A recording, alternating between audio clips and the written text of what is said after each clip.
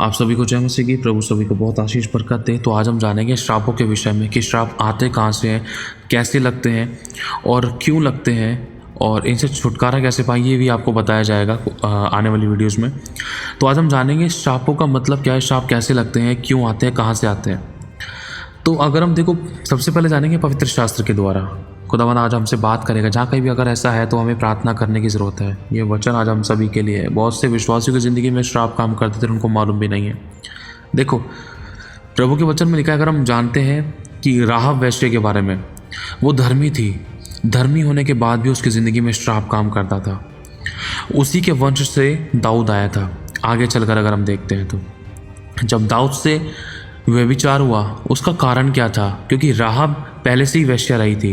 अब वो धर्मी होने के बाद भी वो व्यभिचार का श्राप दाऊद की ज़िंदगी में आया। चाहे कुछ टाइम बाद आया, कई सालों बाद आया, लेकिन आया। जब दाऊद से व्यभिचार हुआ, जब दाऊद ने छुपकर व्यभिचार किया, तो वही व्यभिचार का आत्मा दाऊद के बच्चों के अंदर आकर काम करने लगा। ये सच्चाई है।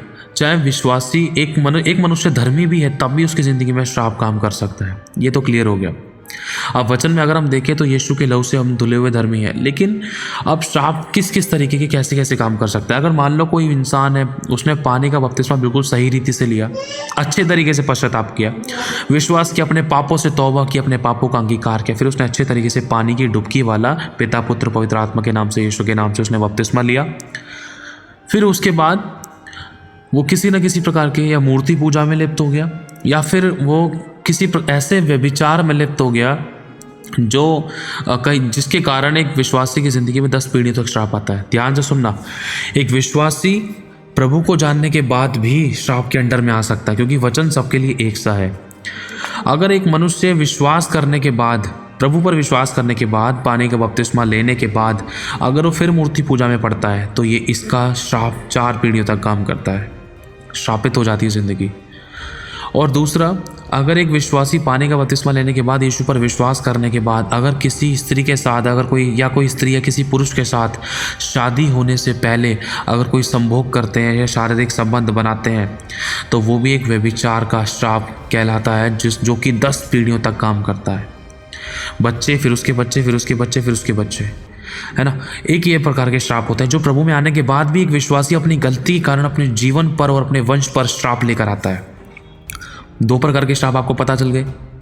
एक श्राप होता है मूर्ति पूजा का, जो प्रभु में आने के बाद भी 4 पीढ़ियों तक रहता है। वो अगर प्रभु में आने के बाद अगर हम मूर्ति पूजा कर रहे हैं, प्रभु में आने के बाद भी अगर मूर्ति पूजा कर रहे हैं, तो एक श्राप वो होता है जो 4 पीढ़ियों तक काम करता है।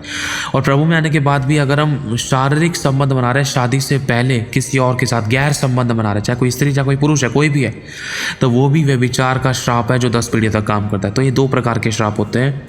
इसके अलावा और कैसे श्राप होते हैं? अब ये जो 2 प्रकार के आपको श्राप बताए हैं, ये प्रभु में आने के बाद अगर कोई इस प्रकार के पाप करता है, तब ये 2 प्रकार के श्राप एक विश्वासी की ज़िंदगी में लगते हैं।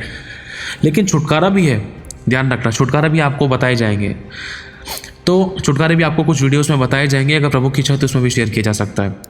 तो जो सबसे पहले मेन चीज़ है, जैसा कि अभी आपको बताया कि एक धर्मी जन की ज़िंदगी में भी श्राप काम कर सकता है। अगर हम देखें कि जैसे कि अभी बताया राहाब वेश्या के बारे में, राहाब वो एक वेश्या थी, लेकिन वो धर्मी थी प्रभु की दृष्टि में, फिर भी उसकी ज़िंदगी का व्यभिचार का श्राप दाऊद की ज़िंदगी में आकर काम करना शुरू कर दिया। दाऊद की ज़िंदगी का व्यभिचार का श्राप उसके बच्चों की ज़िंदगी में आना काम करना शुरू कर दिया। अब ये 3 चीज़ हमें पता चल गई हैं।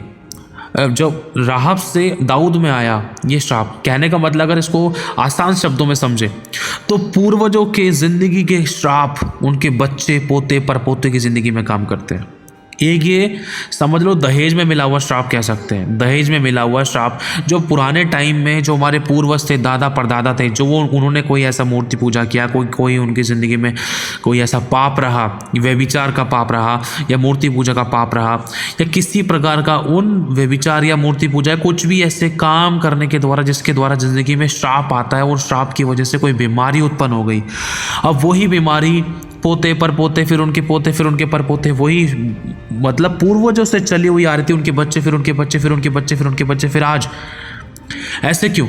ये पुराने टाइम में किए गए पाप थे और श्राप थे, और उन चीज़ों के कारण उत्पन्न की हुई बीमारियां थी, रोग थे, या कोई मान लो वो दादा परदादा का कोई कोर्ट केस था, दादा परदादा का कोई रिश्ता टूट गया था, दादा परदादा की 4-4 5-5 बीवी, दादा परदादा की 4-4 5-5 अफेयर थे, दादा परदादा के उनकी पत्नी के बच्चा नहीं होता था, दादा परदादा की कोई ऐसी बीमारियां थी, वही सेम चीज़ फिर उनके बच्चे, फिर उनके बच्चे, फिर उनके बच्चे, फिर उनके बच्चे।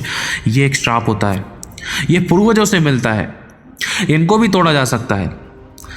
अब ये 3-4 प्रकार के आपको बता दिए हैं। अब ये जो श्राप होते हैं, और एक और श्राप है, जैसे कि बताया कि प्रभु के वचन को जानने के बाद, विश्वास करने के बाद, क्योंकि प्रभु ने पहले ही वचन दे दिया है। अगर व्यवस्था विवरण की पुस्तक पढ़ते हैं, पुराने नियम में ही परमेश्वर इस बात को बहुत बार बताता है। और एक श्राप वो भी होता है कि एक मनुष्य विश्वासी होने के बाद, प्रभु को जानने के बाद परमेश्वर की ओर नहीं ताकता, लेकिन वो मनुष्य की ओर ताकता है, जिसके कारण वो श्रापित हो जाता है।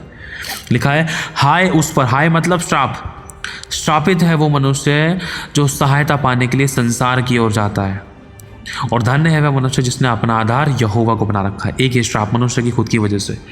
और एक और श्राप है, लिखा है हाय उस पर जो परमेश्वर के काम को आलस्य से करता है। श्रापित है वो मनुष्य जो परमेश्वर के काम को आलस्य से करता है। अब आलस किस प्रकार का? जो काम हमें अभी करना है, अगर उसको हम डिले कर रहे हैं, हम कर सकते हैं लेकिन फिर भी नहीं कर रहे हैं, आराम से अपने रंग में मस्त हैं, लेकिन हम कर सकते हैं फिर भी नहीं कर रहे हैं, तो वो श्राप के अंडर में आ जाता है। एक ये भी श्राप था। अब एक और श्राप, जैसे कि प्रभु ने, अगर हम पढ़ते हैं व्यवस्था विवरण की पुस्तक में बता रखा है, यदि तुम मेरी विधियों को मानो, आज्ञा का पालन करो और तुम मेरी इच्छा के अनुसार चलो, अगर तुम पराये देवता की ओर ना फिरो, तो ये सब आशीष तुम पर आ पड़ेगी, ये सब आशीष तुम्हारी ज़िंदगी में दूंगा, सब आशीष तुम्हारी ज़िंदगी में खोल दूंगा, लोग तुम्हें देखकर हैरान होंगे, इतनी आशीषित ज़िंदगी होगी तुम्हारी। लेकिन परंतु यदि तुम मेरी बात को ना मानो, मेरे के अनुसार ना करो, यदि तुम पराये देवता की ओर फिर जाओ, तो ये सब श्राप, व्यवस्था विवरण 28 अध्याय में साफ लिखा है ये सब श्राप आ पड़ेंगे किसके ऊपर? जो भी प्रभु को जानने के बाद मूर्ति पूजा कर रहा है, प्रभु को जानने के बाद किसी भी चीज़ को अपनी ज़िंदगी के अंदर ऐसा स्थान दे रहा है जो में नहीं देना चाहिए। परमेश्वर का स्थान परमेश्वर ही को देना चाहिए। आप समझना इस बात को। अब प्रभु ने साफ कह दिया था, आप चाहो तो व्यवस्था विवरण 28 अध्याय में पढ़ सकते हो।